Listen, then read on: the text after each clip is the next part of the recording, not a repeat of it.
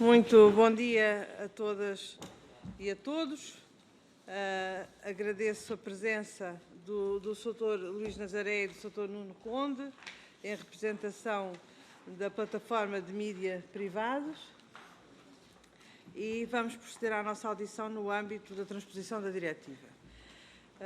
A grelha, enfim, já toda a gente a conhece, os que estão dali, os que estão daqui também já devem saber, mas temos uma intervenção inicial, enfim, sem tempo, alguns entre os 5 e os 10 minutos, e depois temos a primeira ronda com 5 minutos para os senhores deputados, para os grupos parlamentares, e imediatamente é tipo pergunta-resposta, ou seja, faz a intervenção, depois tem os 5 minutos aqui, depois faz outro grupo parlamentar, 5 minutos, enfim. Depois temos a segunda ronda, em que é um esquema um bocadinho diferente, é 3 minutos por grupo parlamentar, e depois as respostas são dadas em conjunto pela plataforma, enfim, ou pelo Sr. Luís Nazaré, ou pelo Sr. Conde, enfim, decidirão na altura em função das perguntas, com certeza.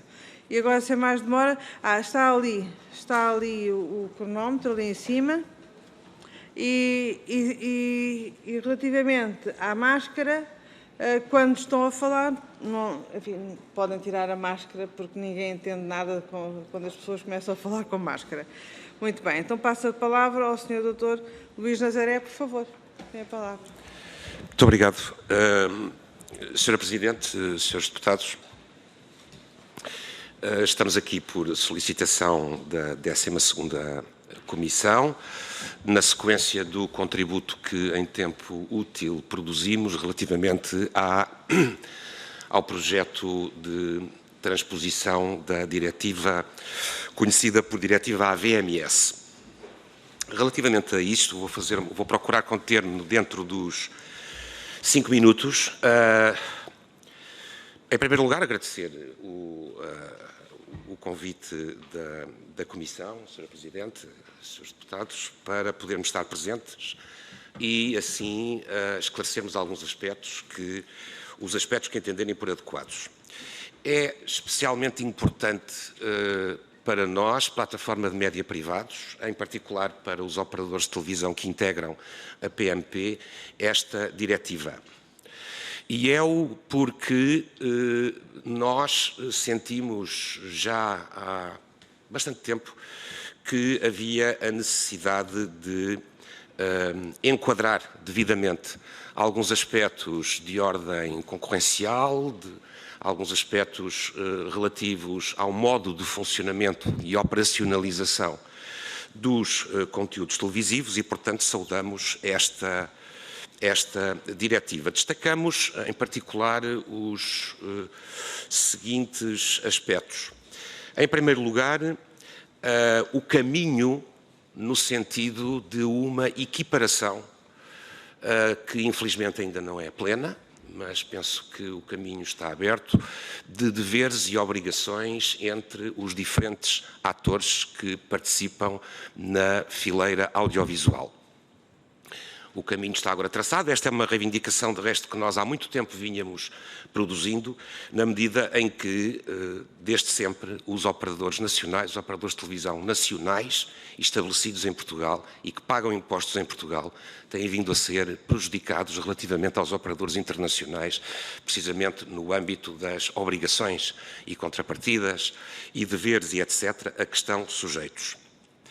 Em segundo lugar, saudamos também o que a diretiva traz de novo relativamente a uma maior flexibilidade na utilização dos tempos televisivos.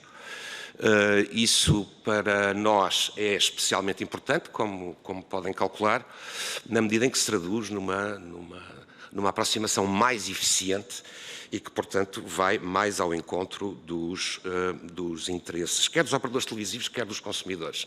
É assim que nós vemos esta questão. Todavia, no projeto que temos em cima da mesa, o projeto apresentado, o projeto de lei, não são acolhidos alguns aspectos que a diretiva contempla e, no nosso entender, essa flexibilização não vai integralmente no sentido que é proposto no texto da diretiva.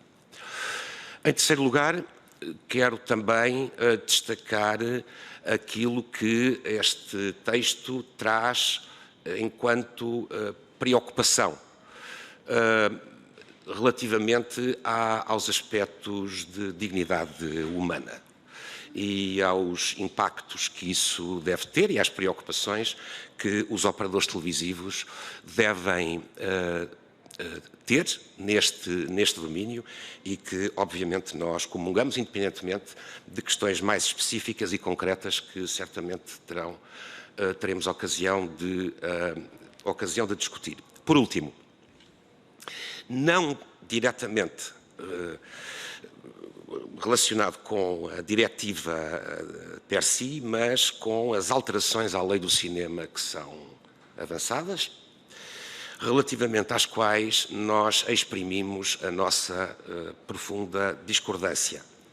Por um lado, é positivo que a obrigação dos operadores Pay TV passe a existir no que diz respeito ao contributo que entendemos que é devido a todos para a produção audiovisual. Mas as obrigações que constam das tabelas que são apresentadas a este propósito implicam no mínimo, uma duplicação dos montantes que neste momento os operadores de televisão a que eles estão sujeitos, e nós entendemos que isso é perfeitamente desadequado, quer ao contexto económico em que vivemos, quer ao contexto particular de crise acentuada, como é bem sabido, e que, portanto, essa tabela não corresponde de forma alguma àquilo que são as nossas preocupações e deveres, estamos bem cientes disso, mas àquilo que entendemos que é justo e razoável no contexto económico e na conjuntura que atravessamos. Em síntese, são estas as nossas considerações. Nós apresentámos dois documentos, aliás, um primeiro que designamos por considerações gerais, um documento de 2 páginas, e um segundo documento onde consta verdadeiramente a pronúncia, que é um documento de 30 e poucas páginas, onde percorremos todo o articulado e fazemos as nossas propostas de alterações, sempre acompanhadas de uma nota justificativa relativamente a cada uma delas. O Dr. Nuno Conde terá certamente ocasião de se referir às notas, na medida em que as questões forem por vós suscitadas, e, portanto, estamos ao vosso inteiro dispor. Obrigado. Muito obrigada, Sr. Doutor. Reitero os agradecimentos da vossa presença, dos contributos que enviaram. Aliás, todos os senhores deputados já tiveram acesso imediatamente aos contributos, aos vossos e a todas as outras entidades. E, naturalmente, que também agradeço. Estas sínteses são sempre muito produtivas, estas sínteses presenciais, até porque existe uma interação mais próxima com os deputados. Agora vamos iniciar a primeira ronda. O Sr. Deputado José Magalhães, pelo Grupo Parlamentar do Partido Socialista. Sr. Deputado, faça o favor de utilizar aqui o palanque.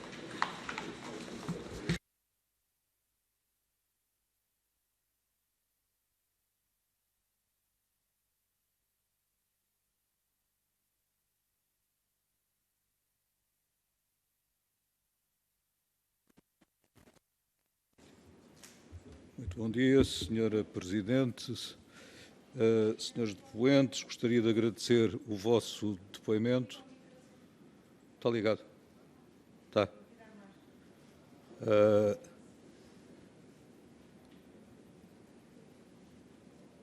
Nós tivemos conhecimento atempado da vossa contribuição, tanto em termos genéricos como depois em relação a questões relacionadas com o articulado.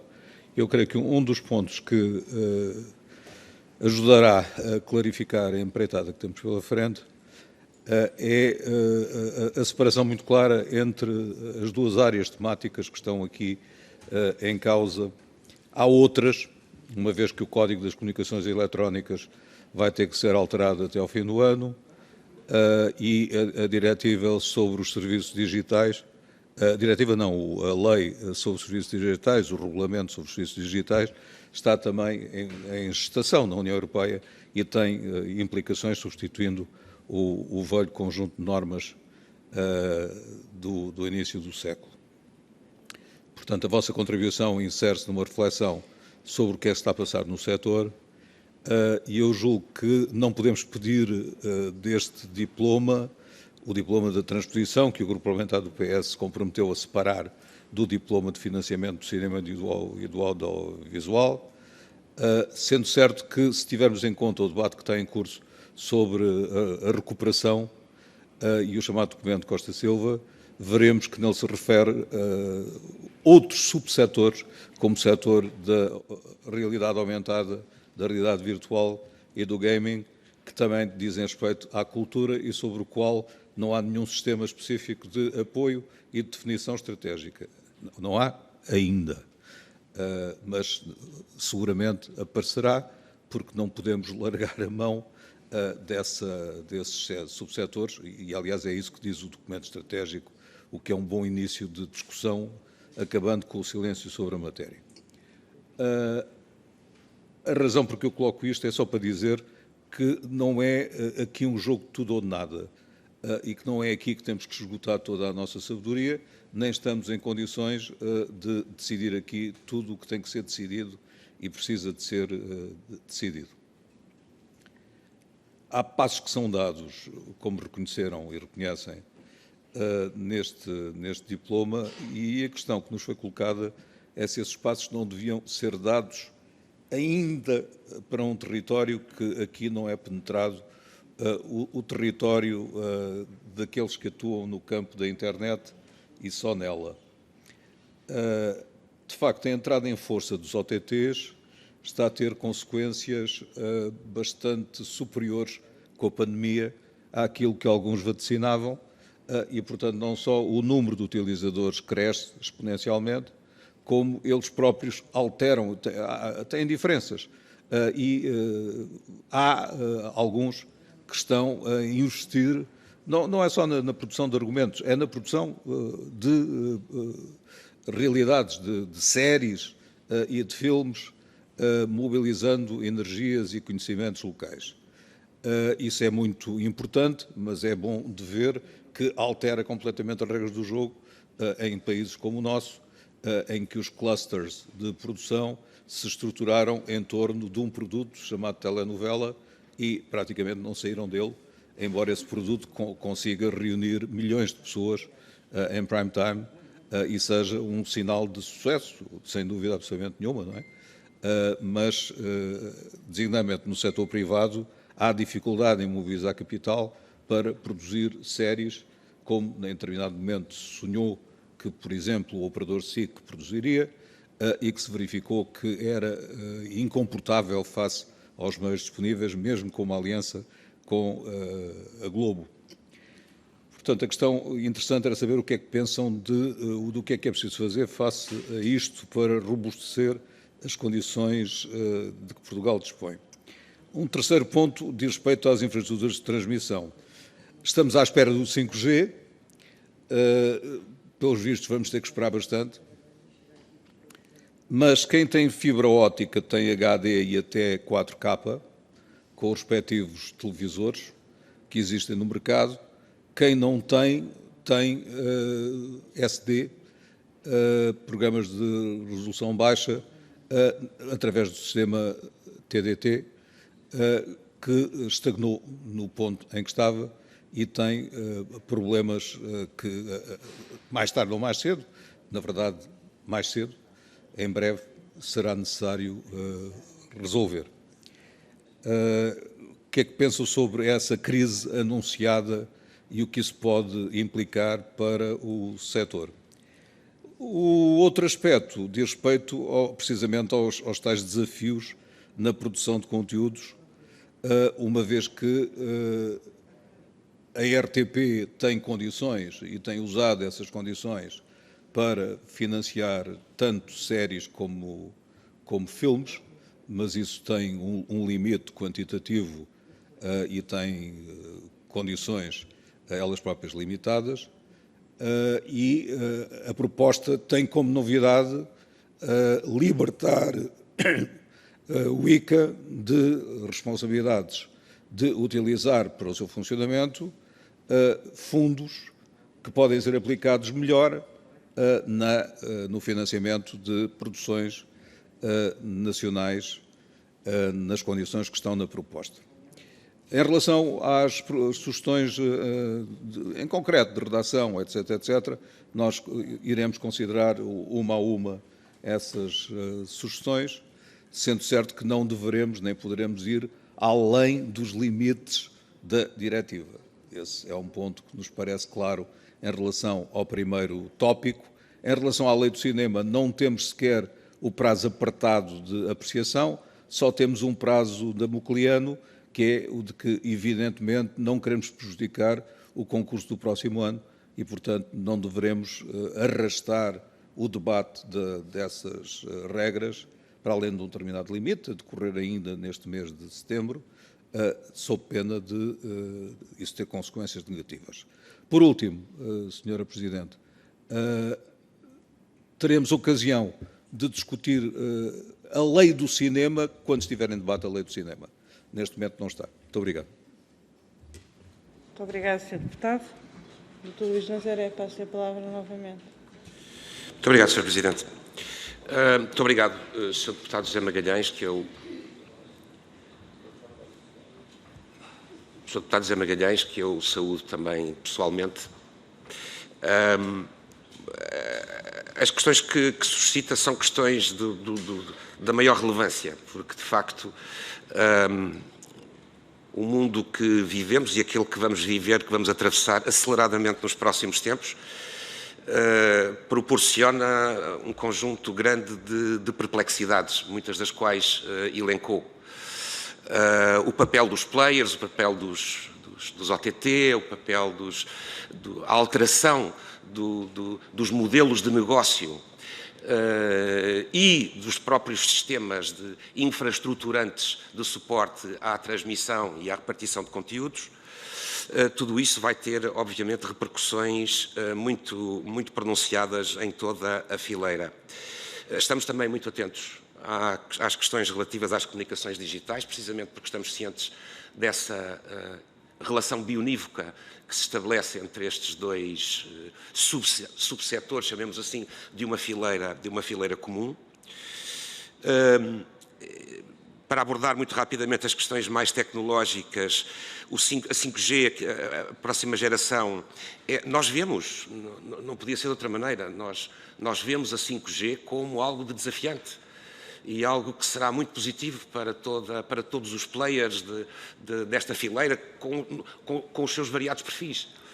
E, portanto, desejamos, creio que é um desejo e uma ambição geral, que a 5G possa ver a luz do dia o mais rapidamente possível em Portugal. Já existe em alguns países, o seu desenvolvimento não tem sido tão acelerado como se esperaria por um conjunto de razões de ordem económica e da conjuntura sanitária que vivemos também, mas esperamos que a quinta geração possa ter o seu desenvolvimento e o rollout dos seus equipamentos de rede o mais rapidamente possível e com uma cobertura territorial a mais abrangente possível. Isso para nós também é importante. A questão da universalidade, da cobertura dos nossos serviços, para nós é uma preocupação nuclear. Nós queremos chegar a todo o território com os nossos conteúdos, com os nossos serviços, queremos chegar a todo o território e a toda a população portuguesa. E, portanto, quanto mais forte, quanto mais sustentada e rápida for a implementação dos novos equipamentos, para nós, melhor. São boas notícias. Esperemos que isso possa acontecer rapidamente. Já em relação à TDT, é uma longa história. Já uma vez pensei fazer um livro sobre a matéria, porque a televisão digital terrestre, como? Vale a pena, vale.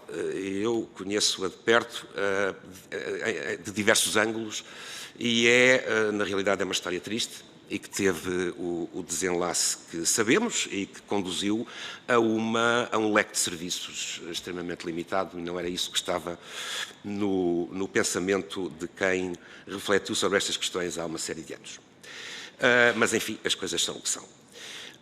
Quanto ao financiamento, quanto à produção de conteúdos em língua portuguesa,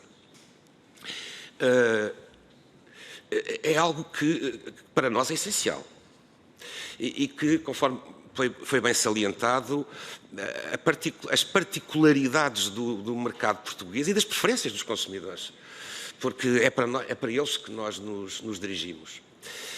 Levaram a que a produção de conteúdos tivesse privilegiado determinados formatos, as telenovelas, e não só, mas são formas de produção de conteúdos, formas com qualidade, e a prova disso é o facto de algumas das novelas produzidas pelos operadores de televisão nacionais terem uma excelente divulgação internacional e estarem a ser distribuídas em canais nos 4 cantos do mundo.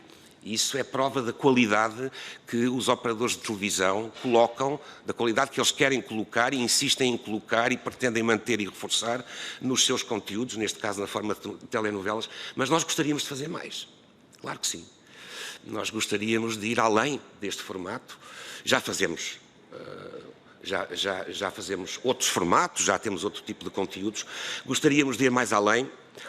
É um lugar comum dizer-se que para isso é preciso recursos financeiros e é preciso apoios. Quando nós olhamos, por vezes, com muita satisfação, eu pelo menos como espectador de televisão que percorre todos os canais, até pela natureza das minhas funções e pela curiosidade pessoal que tenho sobre o tema, fico sempre muito feliz quando vejo seriados europeus, não é? De excelente qualidade. Não é? Alguns seriados nórdicos, por exemplo, que passam em alguns canais que são de excelente qualidade. Para que um dia possamos ou pudéssemos chegar aí, era preciso reunir um conjunto de ingredientes. O primeiro, a vontade, o desejo e as expectativas dos consumidores. E certamente que o comportamento, os perfis de consumo dos consumidores portugueses não são iguais aos franceses, aos alemães, aos dinamarqueses ou a outros. Têm características particulares. Em segundo lugar, precisamos de apoios. E é preciso termos em atenção, por exemplo, que eu não vou não vou dizer os nomes, mas penso que todos adivinharão a que séries me refiro, nórdicas, por exemplo, algumas das últimas que têm sido apresentadas, o preço de produção por unidade de tempo, não é cerca de 10 vezes superior àquilo que é a prática portuguesa. Ou seja, o investimento necessário é 10 vezes superior para se atingir um patamar de qualidade equivalente ao daquelas séries.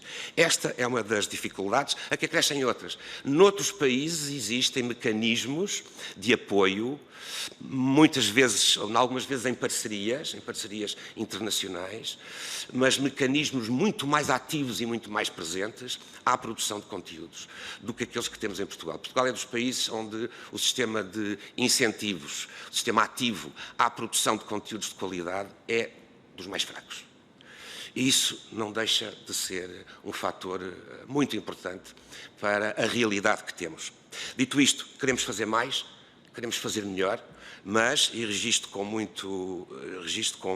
muito agrado aquilo que o Sr. Deputado José Magalhães referiu, a propósito dos subsetores, de outros subsetores do documento, vamos lhe chamar de documento Costa e Silva, porque é mais rápido do que a expressão completa, e, portanto, com muito agrado essa intenção de se desenvolver, ou se quisermos, de se densificar aquilo que genericamente lá está dito acerca de toda esta fileira e que, de facto, em termos de medidas concretas, não diz muito. Nós esperamos com muita curiosidade, com muita ansiedade que isso possa ser feito e, desde já, manifestamos a nossa disponibilidade plena para podermos contribuir para uma melhor planificação, uma melhor programação de programas e de recursos afetos a estas rubricas. Muito obrigado, Sr. Doutor. Passo agora a palavra ao Sr. Deputado Paulo Rios de Oliveira, do Grupo Parlamentar do PSD. Tem a palavra, Sr. Deputado.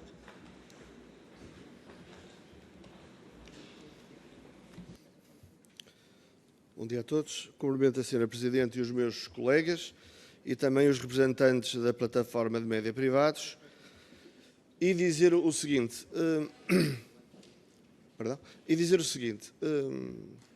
a vossa, mais do que tudo, eu pretendia dar algum eco àquilo que foi o vosso contributo, porque esta proposta de lei tem sido amplamente participada, mas o vosso contributo foi por nós especialmente apreciado. Se não em relação a cada uma das propostas em concreto, mas em relação às grandes preocupações que o PSD partilha. Há pouco o meu colega José Magalhães dizia que, e bem, nós não podemos ir além da diretiva, mas claramente podemos ir além da proposta de lei. Ela parece-nos minimalista, parece-nos que deixa amplas áreas por tratar e, conforme já aqui foi referido, pior do que ter a situação que temos é ter a mesma situação e parecer que está tudo bem. Isso seria ainda pior. No conjunto de contributos que nos chegam, falam, em relação à lei da televisão, em três questões. A questão da integridade dos serviços, entendemos isso.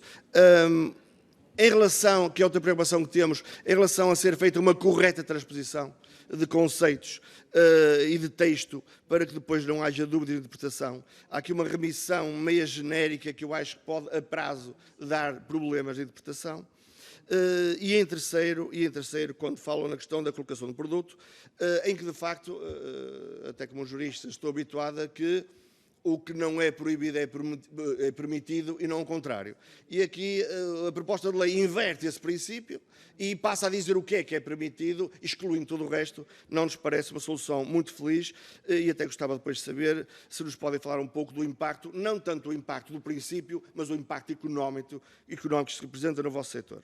Em relação à lei do cinema, vem também levantar uma questão que também já levantamos aqui, que nos preocupa, até porque nós somos um partido social-democrata, e que é o seguinte, tem que haver aqui, de facto, algum cuidado, porque nós, ao alargarmos a base de pagamento, a base de incidência deste conjunto de taxas, até que ponto é que tudo isto, perverte fortemente a concorrência relativamente a alguns que passam abaixo do radar e que não são abrangidos, até que ponto é que a aplicação cega das medidas, sem aqui uma discriminação positiva para alguns, não será também ela fortemente condicionadora da concorrência ou, se quiserem, fortemente condicionadora da própria iniciativa económica de novos operadores? Isto também nos preocupa.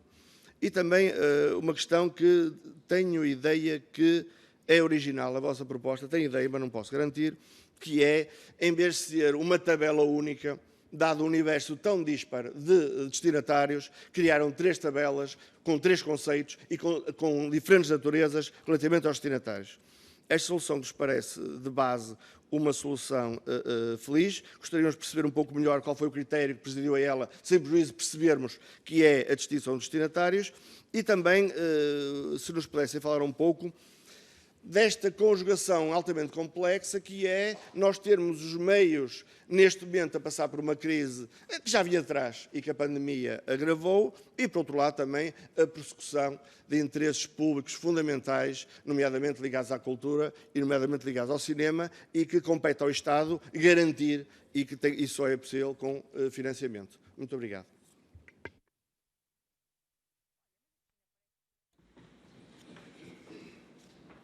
Muito obrigada, Sr. Deputado. Agradeço-lhe, de facto, a concisão que ter sido tão conciso. Pois, exatamente.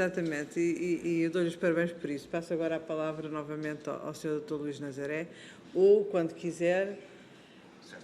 Muito obrigado, Sr. Presidente. Precisamente, eu ia precisamente propor-lhe isso mesmo. Eu vou fazer só uma ou duas considerações mais gerais relativamente a um ponto ou dois que levantou e depois, se permitir, eu passaria a palavra ao Dr. Nuno Conde, que vai dar as respostas a um conjunto de matérias que foram abordadas pelo Sr. Deputado Paulo Oliveira. Muito obrigado pelas suas questões, Sr. Deputado.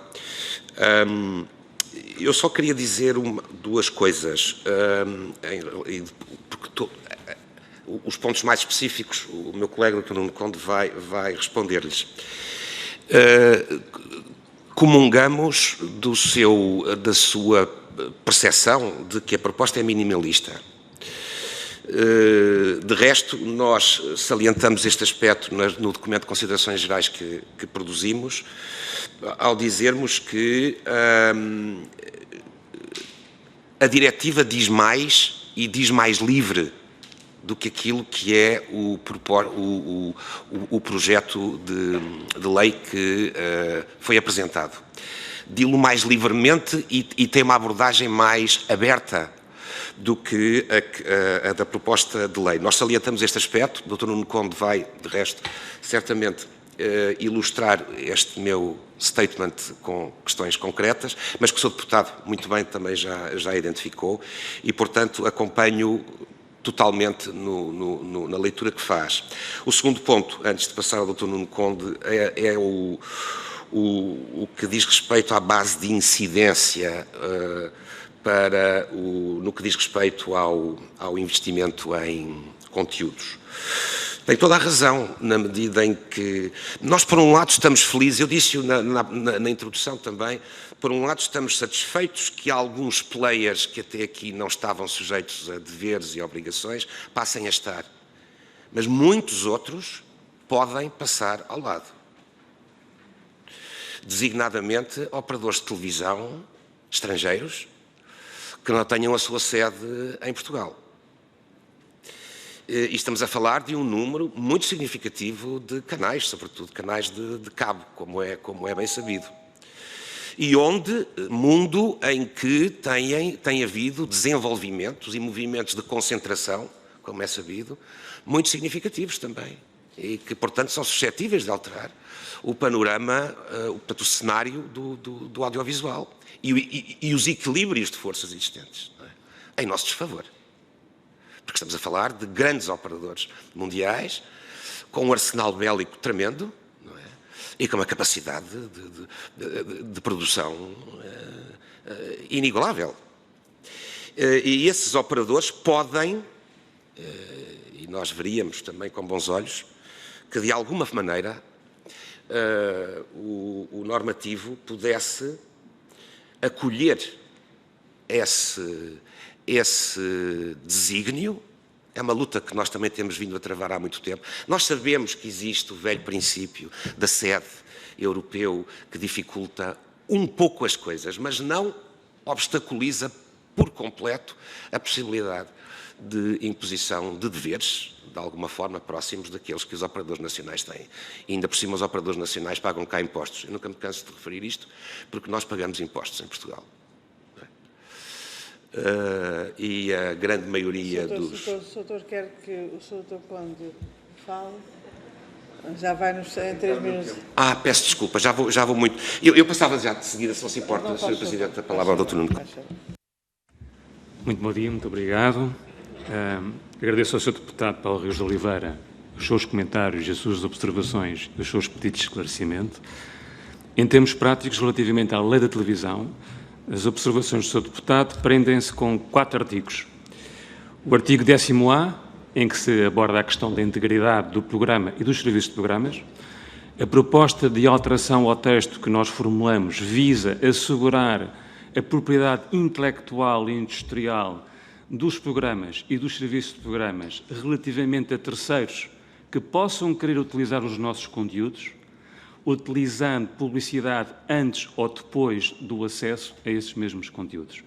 Isto é uma forma de salvaguardar a posição dos operadores televisivos e de proteger todo o tecido da produção audiovisual.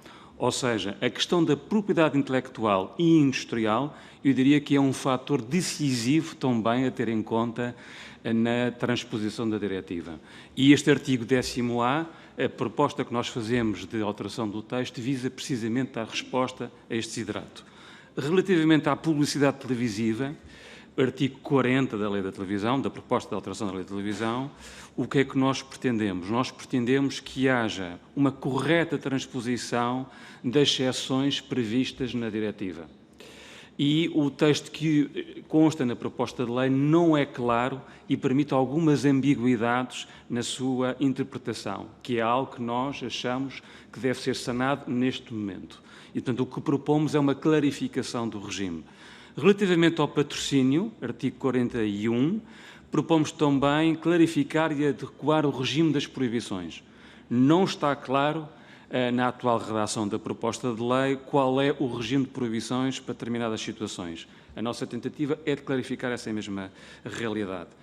Por fim, no que respeita à lei da televisão, a questão da colocação de produto.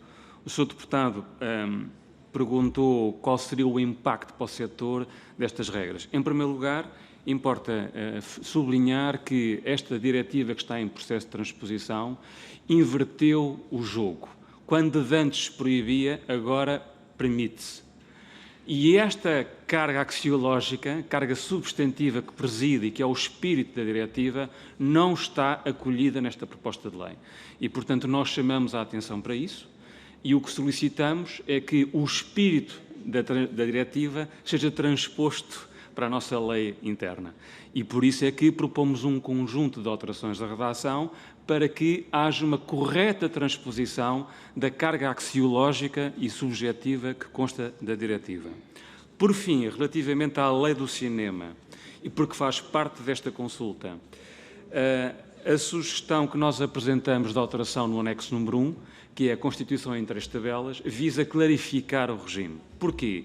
Se olharmos para a cadeia de valor, nós percebemos que estamos perante 3 realidades distintas, 3 intervenientes distintos. E por isso é que criamos 3 tabelas para focar, para ter um regime específico para cada uma dessas categorias de agentes. Por isso, na tabela 1, dirigida aos serviços de televisão, o que é que nós propomos? Propomos que haja uma flexibilidade nos montantes e, relativamente ao escalão máximo, onde se situam os operadores a TVI e os operadores SIC, o que é que nós propomos aí? Propomos uma redução da obrigação de investimento. Para que níveis? Para os níveis que hoje se praticam. Porquê? Porque a proposta de lei vem subir de uma forma exponencial e desadequada as obrigações de investimento sobre os operadores televisivos. Ora, nós estamos numa fase de pandemia, com uma crise económico-financeira a atravessar todo o país e, em particular, o tecido audiovisual. Por isso é que nós propomos uma redução dos valores de obrigação de investimento. Por outro lado, na tabela 2, que se aplica aos serviços audiovisuais a pedido, o que é que nós propomos? Propomos uma subida do patamar da isenção de obrigações de investimento. Porquê? Para permitir que os operadores nacionais tenham condições para arrancar com os seus próprios serviços audiovisuais a pedido, para poderem concorrer diretamente com os serviços das multinacionais norte-americanas. Em concreto, os serviços da Netflix, o serviço da HBO e o serviço agora de Disney Plus, que estará em Portugal muito proximamente. Esta subida do patamar de isenção provoca uma espécie de balão de oxigênio para que a indústria nacional tenha condições para conseguir elaborar um plano de negócios que seja sustentável e que possa lançar esta operação. Ao lançar estas operações, nós estamos indiretamente a incentivar também todo o setor e toda a fileira da produção audiovisual. Daí a importância desta proposta, se me permitem, da alteração da tabela. Esta subida do patamar de isenção, na tabela 2, que nós propomos, irá ser um requisito essencial para que operadores nacionais possam lançar serviços concorrenciais aos serviços das multinacionais norte-americanas. É este o grande objetivo. Muito obrigado. Muito obrigada, Sr. Doutor. Eu estou a dar alguma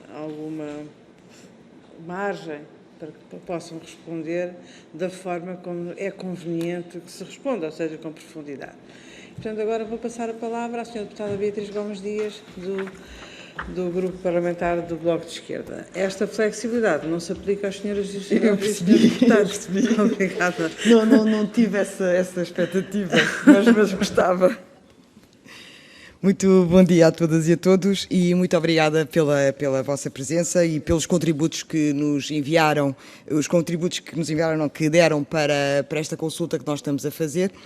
E há aqui alguns aspectos que se prendem com o que os senhores puseram no documento a que deram o nome Considerações Gerais, que tem a ver com o facto de aludirem que com as alterações propostas à alteração da lei do cinema, portanto, os investimentos, portanto, principalmente a parte que se relaciona com as obrigações de investimento, iria levar a um aumento substancial, dizem aqui, superior a 400% do que é feito atualmente, e que isso é incompreensível face ao regime vigente. Eu gostava que desenvolvessem um bocado este ponto, uma vez que nas outras audições que nós fizemos, tem havido posições contrárias entre obrigações de investimento, taxas, e isso também, ouvir a vossa opinião sobre esta matéria, ajudar-nos a compreender melhor quais é que são as implicações das alterações que nós estamos a introduzir.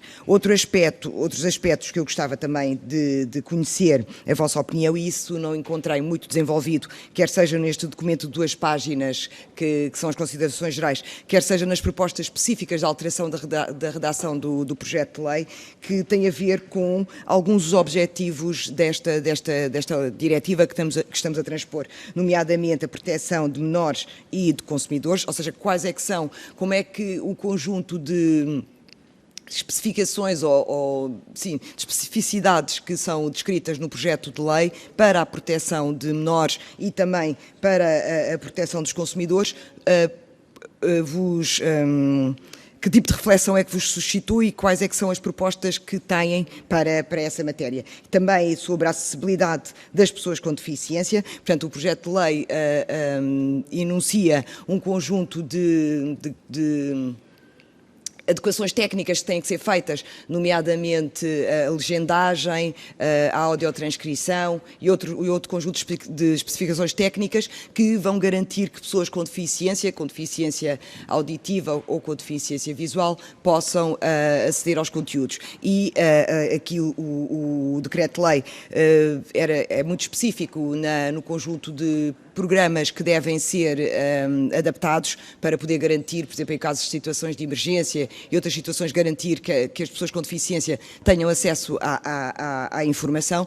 Contudo, considero que é importante refletirmos sobre como podemos garantir o direito à informação plena e mais ampla possível às pessoas com deficiência. Portanto, isso também é um aspecto importante. Também o contributo que os operadores privados podem dar ou podem ter para o aumento da literacia mediática. No projeto de lei não era tão abrangente, portanto estava mais direcionado para o serviço público, para os operadores públicos, mas também importa perceber como é que podem contribuir para este aumento da literacia mediática. E também gostava, outro aspecto que tem a ver com a proteção das liberdades dos direitos fundamentais, tem a ver com a prevenção do discurso de ódio e o incitamento à violência e ao terrorismo. Portanto, aqui também o projeto de lei é bastante reduzido no desenvolvimento destas dimensões, e eu penso que era importante nós alargarmos um bocado mais, tendo em conta o contexto atual em que vivemos e as transformações, e também pensar aqui se calhar não é tanto a área dos senhores, mas as plataformas de disponibilização de vídeos e como é que isso pode contribuir para criar um contexto de maior intolerância e de maior discriminação e preconceito. E termino com algo que me suscitou dúvidas não, portanto, quero que desenvolva um bocadinho mais, que tem a ver com a corregulação e a autorregulação. No projeto, acho que eu vi isso na descrição nas propostas concretas de alteração, que havia uma diferença de opinião sobre o que seriam o papel a desempenhar pela ERC e o papel que os operadores e os promotores poderiam desempenhar. E aqui também gostava que que nos falassem um bocado sobre isto, sobre quais é que são o papel que acham que a ERC deve desenvolver nesta matéria e o que é que cabe aos operadores também nesta matéria. Muito obrigada. Muito obrigada, Sra. Deputada. Relativamente ao barulho, já solicitei que fossem paradas estas obras, não é? Porque podiam ter interditado o auditório para fazer as obras, então teríamos que nos dar outra sala maiorzinha, não aquelas em que habitualmente funcionamos. Bom, passo a palavra ao Sr. Luís Nazaré novamente. Se continuar o barulho, interrompemos e teremos que reagendar. Não faz mal.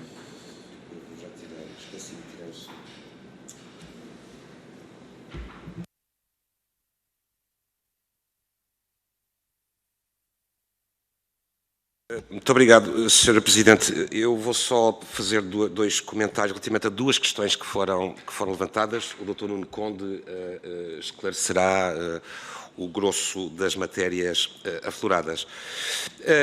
O primeiro é em relação à corregulação, eu ia dizer corregulação versus autorregulação. As coisas não são necessariamente adversativas, mas no nosso entender, a autorregulação deve primar. E aquilo que transparece aqui e ali, e nós assinalámo-lo precisamente no detalhe, na nossa pronúncia, o que transparece do texto é que há uma, digamos que, preferência pelos mecanismos de corregulação em detrimento da autorregulação. Ora, esta não é... Queria salientar duas coisas sobre isto. Em primeiro lugar, não é o espírito da diretiva. A diretiva claramente favorece a autorregulação. Em segundo lugar, é o caminho, portanto, o primado da autorregulação, não exclusivo, obviamente, e para isso temos entidades reguladoras, é aquilo que tem vindo a ser seguido na generalidade dos países europeus. E, por último, nesta matéria, as experiências de autorregulação, muitas delas formalizadas, protocoladas entre os operadores de televisão, e não só, interessados em cada uma das matérias, têm produzido excelentes resultados. É a nossa percepção e é aquilo que os intervenientes no mercado, de uma forma geral, a começar pela entidade reguladora, têm vindo a verificar e a reconhecer. A outra nota é sobre um aspecto que para nós é muito importante, o da literacia mediática. Ora, falar de literacia mediática é falar de todos os média. É falar de televisão, é falar de rádio, é falar de imprensa.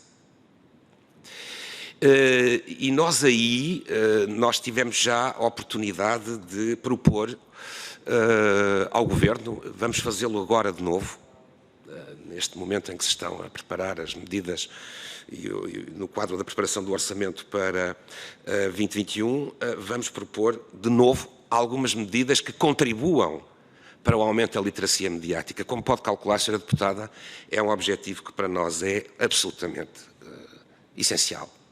E, portanto, não podemos estar mais do lado de quem defende a literacia mediática, o aumento da literacia mediática, o aumento da adesão dos portugueses, dos consumidores em geral, aos produtos de média.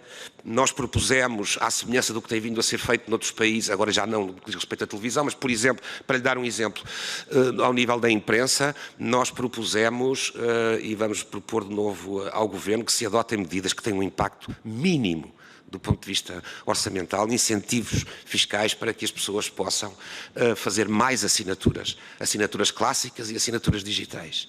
É possível fazê-lo. Há países que o fazem. Nós queremos ir por aí e estamos plenamente disponíveis para tudo aquilo que puder ser feito e para todas as propostas, obviamente, que a Casa da Democracia e os diferentes grupos fizerem, no sentido de promovermos a literacia mediática.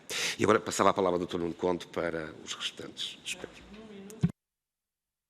Muito obrigado. De forma telegráfica, relativamente à questão da proteção dos menores e dos consumidores, eu, se me permitem, salientava o nosso contributo ao artigo 9º, número 4, onde nós clarificamos o regime aplicável para proteger os menores e públicos sensíveis relativamente a comunicações comerciais audiovisuais relativas a alimentos e bebidas de elevado valor energético, teor, sal, açúcar, ácidos gordos saturados e ácidos gordos transformados, e em harmonia com o regime já hoje previsto no Código da Publicidade e demais legislação complementar.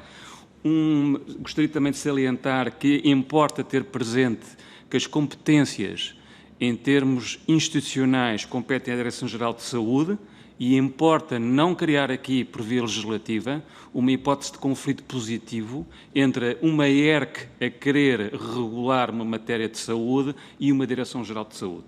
Portanto, é importante ter cuidado com o poder que se dá a uma ERC, quando já existe uma entidade pública, a Direção-Geral de Saúde, que é a entidade oficial competente para definir essas diretrizes. Relativamente à questão da acessibilidade, Sr. Deputado, gostaria apenas de frisar que hoje em dia já existe uma prática reiterada de corregulação entre a ERC e os operadores televisivos relativamente às práticas de acessibilidade. Produzem-se relatórios anuais sob os auspícios da ERC e, que seja do nosso conhecimento, é uma matéria que tem sido bem gerida atualmente no plano da regulação e autorregulação. Relativamente à questão da autorregulação e ao papel da ERC, e na sequência do que o professor Luís Nazaré já referiu aqui, eu diria que a diretiva aponta claramente, como sempre o fez, para a importância da autorregulação, abrindo também a porta à corregulação, sempre que a autorregulação não seja suficiente. Portanto, eu diria que importa ter presente que o primado é a autorregulação. E se repararmos nas práticas do Instituto Civil de Autodisciplina da Publicidade, que tem sido uma prática, na nossa opinião, de saudar, é uma prática de autorregulação, onde não é necessária a intervenção de corregulação. Resumindo, sempre que seja possível, deve estar primado à autorregulação e não à corregulação. Muito obrigado. Muito obrigada, Sr. Doutor. Passo agora a palavra à Sra. Deputada Diana Ferreira, do Grupo Parlamentar do Partido Comunista Português. Por favor.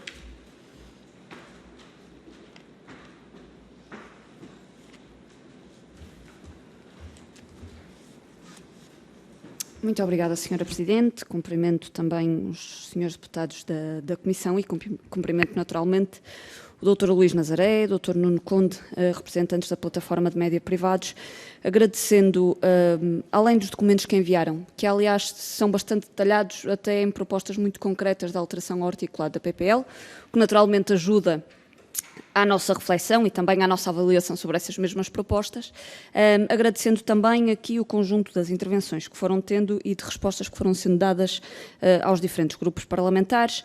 Há aqui matérias que já foram abordadas e que acabam por ficar clarificadas naquela que é a vossa avaliação em respostas anteriores, e falo aqui das questões da lei da televisão, nomeadamente do artigo do 10º-A, do 40º, também do 41º, ou seja, em que as propostas que fazem, bem como as respostas que já deram aqui, acabam, no fundo, por traduzir bem também aquilo que entendem que deve ser o caminho que deve ser seguido, mas eu queria, de qualquer forma, só clarificar, embora a vossa nota justificativa, nomeadamente o artigo 41º, vá nesse sentido, que, no fundo, no que se refere à colocação de produto e ajuda à produção, acaba por ser manter um pouco aquela que é a atual redação da lei da televisão, nomeadamente no que se refere ao número 3, quando introduzem aqui esta alteração. Ou seja, a redação que existe hoje na lei da televisão diz que os serviços noticiosos e os programas de informação política não podem ser patrocinados e, no fundo, a vossa redação vai exatamente neste sentido. Eu queria ainda aqui colocar uma questão relativamente à matéria de proteção de menores.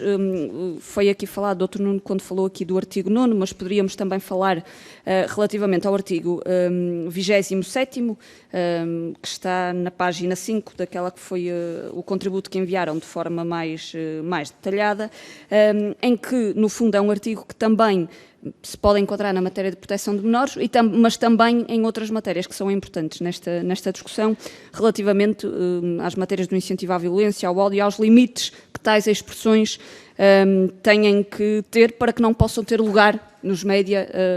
E a questão que gostaríamos de colocar, porque já colocamos noutra audição e tem também sido um assunto que tem sido falado, tem a ver com quem assume as responsabilidades sobre estes mesmos limites. Ou seja, o número 11 desta mesma PPL acaba por indicar aqui a existência de códigos de conduta que, no fundo, possam, não diria limitar, mas possam enquadrar todo este assunto. Mas a questão que nós queríamos colocar é se estas responsabilidades devem ser assumidas preferencialmente por quem produz o produto, digamos assim, não é? Por quem o distribui, por quem, no fundo, o difunde, ou se devem ser todas elas responsabilidades partilhadas e de que forma é que estas responsabilidades devem também ser partilhadas por todos estes intervenientes nesta mesma matéria. Por fim, relativamente ainda às acessibilidades, que já foi aqui abordado, esta é uma questão que nos causa naturalmente bastante preocupação. Nós sabemos que há trabalho que a IERC tem feito, em conjunto com vários outros intervenientes das diferentes áreas dos média, mas esse trabalho, que acaba por ser um trabalho de reflexão, acaba depois por ter, em muitos aspectos, pouca tradução na prática. Nós continuamos, na acessibilidade a um conjunto de informação e de entretenimento, a ter bastantes limitações para as pessoas com deficiência. Seja em matérias de língua gestual portuguesa que estão limitadas, e sabemos também que são limitações legais, não estamos aqui a dizer que há um incumprimento, estamos a dizer é que há, no fundo, uma insuficiência significativa nesta matéria, seja em matérias de língua gestual portuguesa, seja até em mecanismos de legendagem que possam existir e que permitam o acesso das pessoas com deficiência, tanto a matérias informativas como também a outros conteúdos de cultura e de entretenimento.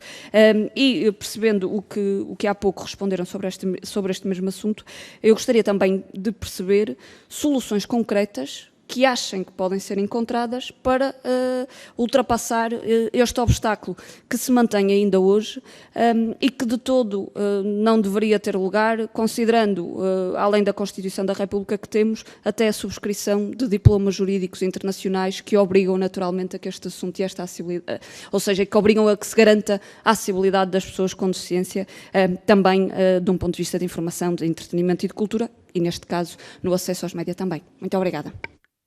Obrigada, Sr. Deputado. Sr. Dr. Luís... é mais prudente. Sr. Dr. Nuno Conde, por favor. Muito obrigado, Sr. Presidente. Muito obrigado, Sr. Deputado Diana Ferreira. De forma telegráfica, relativamente ao artigo 41, número 3. O que nós pretendemos, como a Sra. Deputada referiu e muito bem, é que esta proposta de lei, no fim de contas, não introduza rupturas nesta prática, no sistema. E esta nossa clarificação, na redação do número 3 do artigo 41º, visa precisamente pormos o foco no tipo de programas que não podem ser patrocinados. E que programas são esses? São os programas de atualidade informativa, mas que sejam de natureza política e que também sejam sujeitos a critérios jornalísticos. Porquê? Porque são precisamente estes programas, pela sua substância e pela sua natureza, que têm um potencial de influenciar a livre formação da vontade política por parte dos cidadãos. Logo, o patrocínio aí não poderá ser permitido. E, portanto, a precisão de texto que nós introduzimos é para salvaguardar, proteger a dimensão do cidadão. Relativamente ao artigo 27º, e à pergunta da Sra. Deputada, quem assume as responsabilidades, eu diria que o quadro legal hoje vigente já responde a essa questão. No caso concreto de um programa que seja produzido por um produtor independente e que seja difundido num operador de televisão, quem é a entidade responsável? Eu diria que há a assunção de uma corresponsabilidade entre o produtor audiovisual, que neste caso é um produtor independente, e o operador televisivo. Portanto, não é nada que obrigue a uma nova legislação. O quadro legal hoje vigente já disciplina. Tem sido esta a prática, inclusive tem sido esta a prática nos tribunais quando há contencioso. Relativamente às acessibilidades, nós, plataforma dos médios privados, não podemos estar mais de acordo sobre a importância e a relevância das acessibilidades. Como tudo na vida, tem que haver alguma adequação sobre um eventual incremento das obrigações de acessibilidades. As acessibilidades têm várias matizes.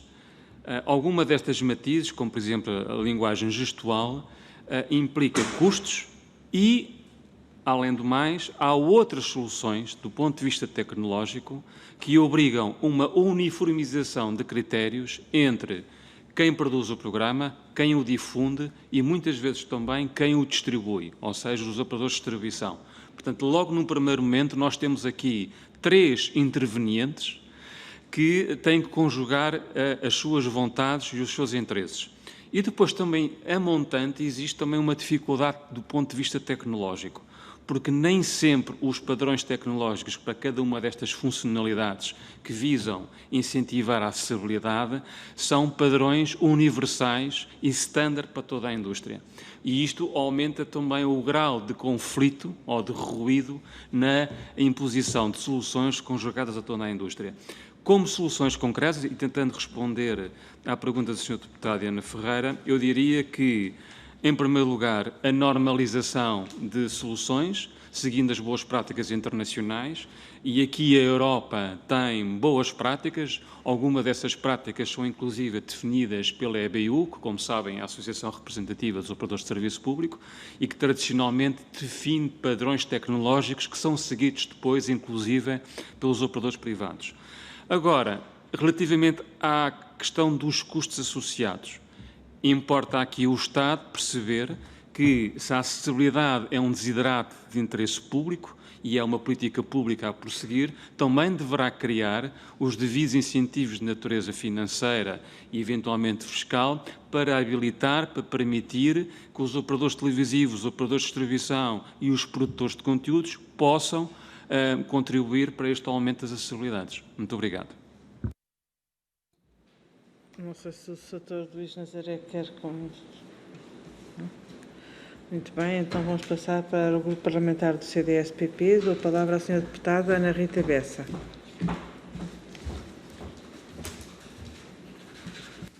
Muito obrigada, Sra. Presidente. Cumprimento a plataforma de bens privados, o Dr. Luís Nazaré e o Dr. Nuno Conde, pela presença aqui. Como já sou a última, em certo sentido tenho o trabalho facilitado, já foi muita coisa perguntada. Em todo o caso, a vantagem de estarmos a fazer estas audições presenciais é que permite-nos, depois de ter recebido os contributos por escrito, estabelecer aqui algumas interseções entre aqueles que foram enviados, compreendendo, como sabíamos à partida, que há zonas de conflitualidade, não é? Como é evidente, porque a fileira não é uma fileira em que todos estão exatamente no mesmo ponto de observação e no mesmo ponto de negócio. E talvez começando por aí, começando pelo tema da publicidade, nas notas que fazem em relação aos artigos 6º e ao artigo 41A de Product Placement, mas em relação ao artigo 6º também, genericamente sobre publicidade,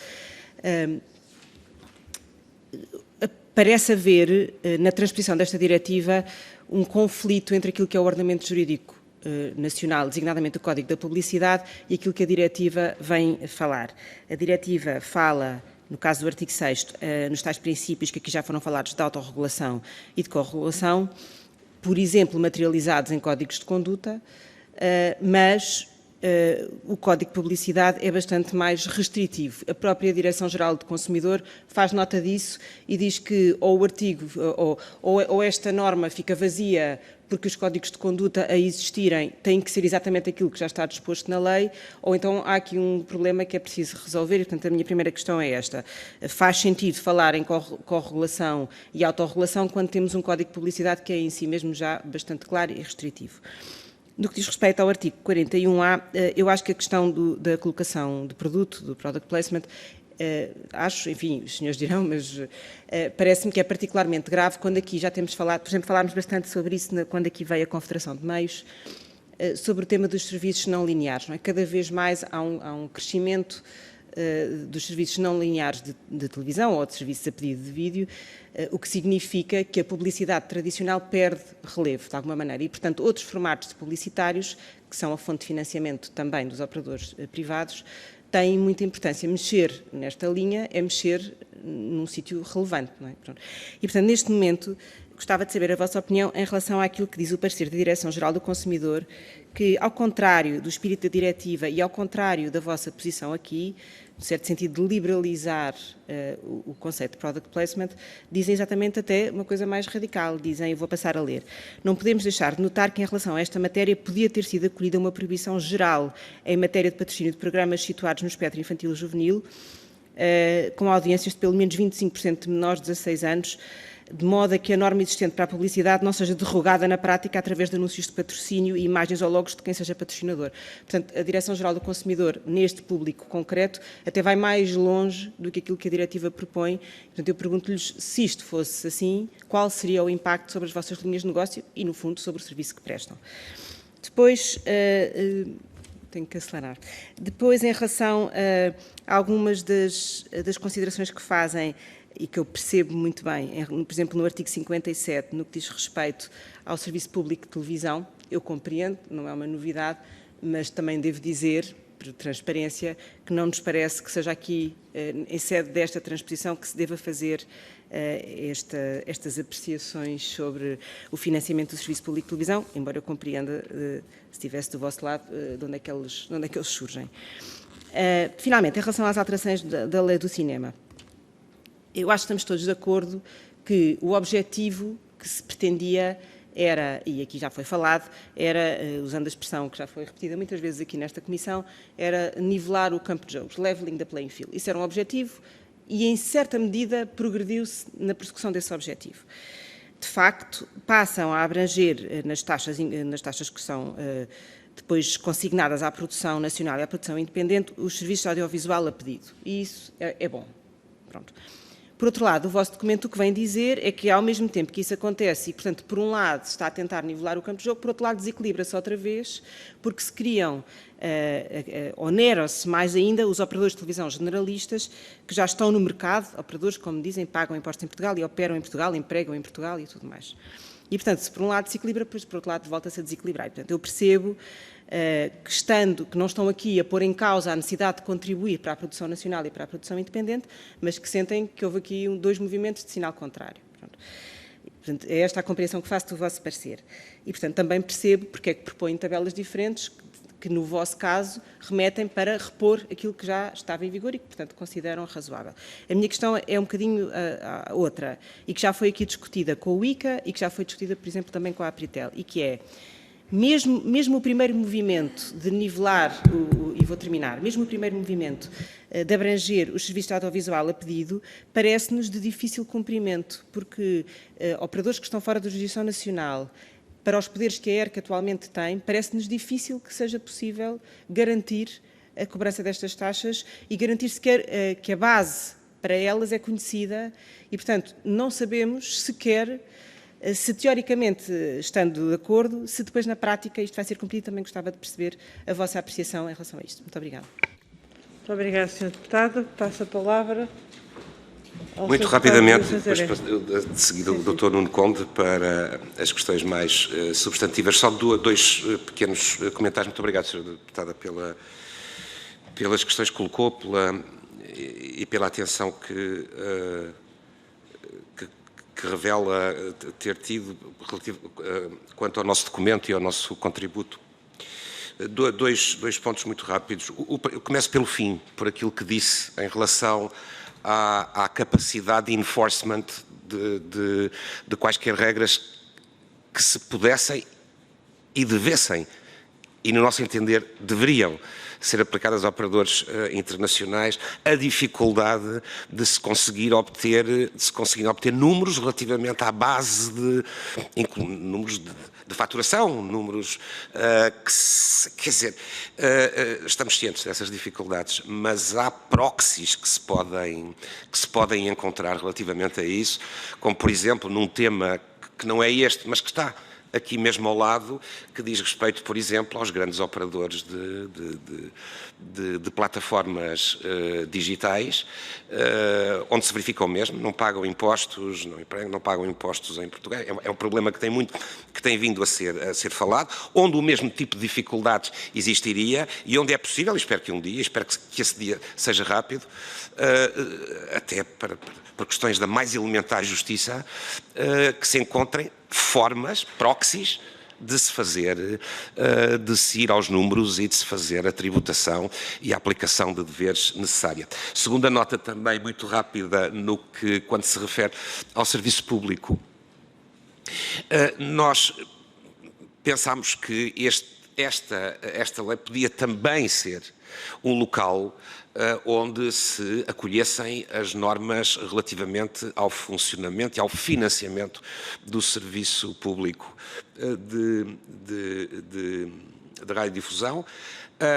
Não é novidade, e termino já, o que nós aqui procuramos transmitir é a posição de sempre da PMP e será sempre a nossa posição. Nós entendemos que o operador público não deve ter acesso a receitas comerciais, publicitárias. E a publicidade deve cingir-se à publicidade institucional. Porque é para isso, para compensar isto e muito mais, que beneficia da taxa da contribuição audiovisual, que são cerca de 170 milhões de euros por ano. Sr. Presidente, muito obrigado. Sra. Deputada Ana Rita Bessa, muito obrigado pelas suas observações. De forma telegráfica, relativamente à questão do artigo 6º, conjugado com o artigo 41A, da colocação de produto, e a observação da Direção-Geral do Consumidor, não é nada que nos surpreenda. Portanto, é uma posição tradicional da Direção-Geral do Consumidor, desde sempre, em que considerou sempre que a colocação de produto era algo nefasto para a sociedade. E, portanto, tem este princípio axiológico, ignorando a forma como se financiam e se consomem os produtos audiovisuais ao longo de décadas. Portanto, na nossa interpretação, essa posição da Direção-Geral do Consumidor é mais do mesmo, com o devido respeito. Não acredito que a nova diretiva, com o tom liberalizante que incutiu, permita essa proposta restritiva, eu diria mesmo de forma abusiva, do que se pode fazer em termos de colocação de produto. Portanto, não me parece que essa proposta da Direção-Geral do Consumidor seja aceitável do ponto de vista estritamente jurídico. Relativamente à questão do serviço público, eu só gostaria de frisar o seguinte: em termos jurídicos, é importante que o princípio da não existência de financiamento através de receitas comerciais seja refletido na lei que regula a atividade da televisão. Porquê? Porque depois, a partir do momento em que se consagra isso, um futuro contrato de concessão do serviço público, que aliás tarda em surgir e em ser discutido na praça pública, nomeadamente no Parlamento, também terá que refletir essa mesma decisão. Caso contrário, se não se faz este movimento agora, a desculpa lá mais à frente é: nós não podemos fazer esta discussão em sede de contrato de concessão porque não alterámos na lei. Portanto, Sr. Deputado, este é o momento para iniciar essa discussão. Relativamente à lei do cinema e às observações muito pertinentes que colocou, de forma muito sucinta, eu diria o seguinte: é de saudar a forma com que a proposta de lei pretende integrar todos os agentes da cadeia de valor no esforço de financiamento para a indústria da produção cinematográfica e audiovisual. Portanto, é de saudar. Não é de saudar, de todo, que, relativamente aos operadores televisivos, em vez de se manter o atual patamar de obrigações, se tenha, assim, incrementado de forma desproporcional esse mesmo contributo. E é contra isso que nós formulamos a nossa proposta de redação e a criação das 3 tabelas no anexo 1, como já tive a oportunidade de aqui explicar. Muito obrigado. Muito obrigado, Sr. Doutor. Agora, chegamos ao fim da primeira ronda. Existem 3 grupos que já prescindiram da segunda ronda. Prescindes? Sra. Doutora? Sim. Pronto, os grupos parlamentares todos prescindiram da segunda ronda.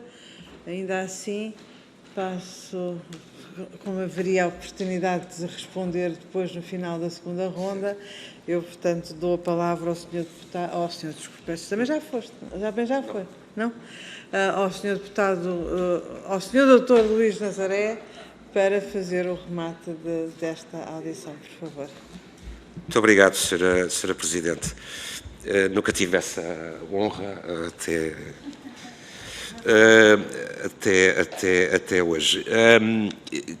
Muito rapidamente, não vos vou consumir muito tempo, é só para... Em primeiro lugar, gostava de vos agradecer as questões que foram colocadas por vós, porque foram-nos também muito úteis, no sentido de entendermos cabalmente as vossas preocupações, sem uma pretensão excessiva.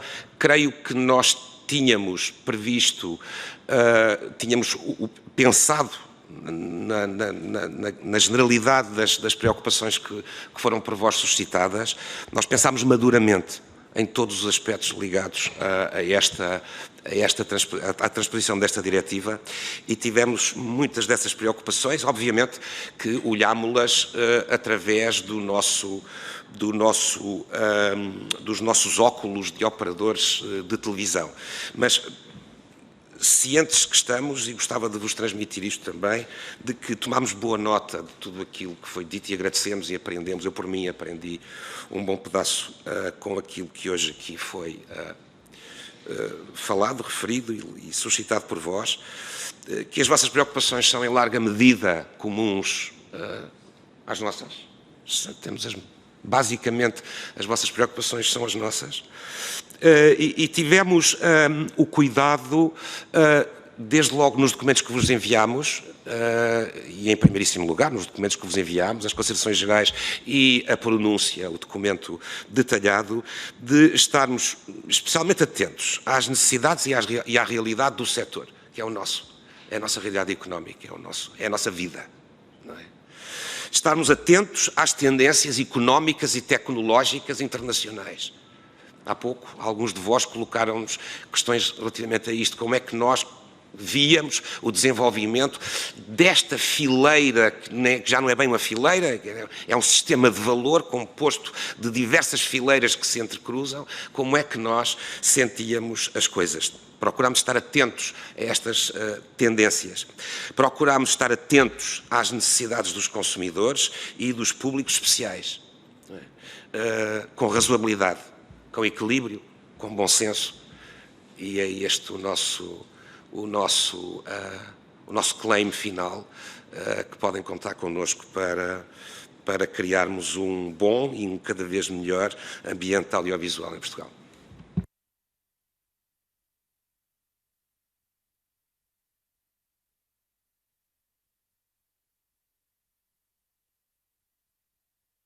Eu, no fim desta audição, é que estava a dizer aqui ao Soutor que tinha mais 15 minutos para falar, querendo. Mas gostaria de agradecer novamente ao Sr. Dr. Luís Nazaré e ao Sr. Dr. Nuno Conde. De facto, quando alguns grupos parlamentares propuseram que fossem feitas audições, de alguma forma toda a gente disse, bom, já temos os pareceres escritos, mas de facto, por unanimidade, decidiu-se que se deveriam realizar estas audições presenciais.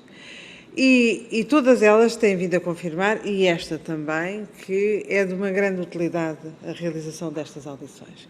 E porquê? Porque uma coisa é a frieza do parecer, em que se pretende ser conciso para ser eficiente e para se fazer chegar a mensagem, mas que por vezes, e como todos nós sabemos que já lemos pareceres, à medida que vamos lendo os parágrafos, surgem-nos algumas dúvidas, às vezes a dúvida é porque é que terão dito isto, porque é que estão a fazer esta proposta, e de facto isto tem-se revelado muito útil, esse tipo de esclarecimento sobre aquilo que em concreto não é uma repetição do parecer escrito, é efetivamente uma clarificação de aspectos que são cruciais na transposição da diretiva. Isto não é uma diretivazinha em que, como já vimos muitas na vida, em que se transpõe que os letreiros dos caminhões, em vez de serem assim, vão passar a ser assim, ou em vez de terem letras brancas, passam a ter castanhas.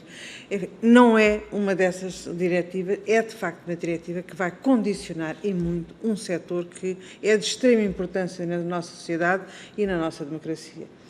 E por isso, mais uma vez, agradeço não só o parecer escrito que enviaram, todos, mas também os esclarecimentos e a disponibilidade para estarem aqui presentes e, porventura, outros esclarecimentos e outras ajudas que possamos pedir ainda neste processo de transposição ou noutros processos. Agradeço muito, sei que tem uma vida preenchida, nós também, aliás, quanto mais não seja com estas audições todas, e até à próxima, foi um gosto. Muito obrigada. Obrigado.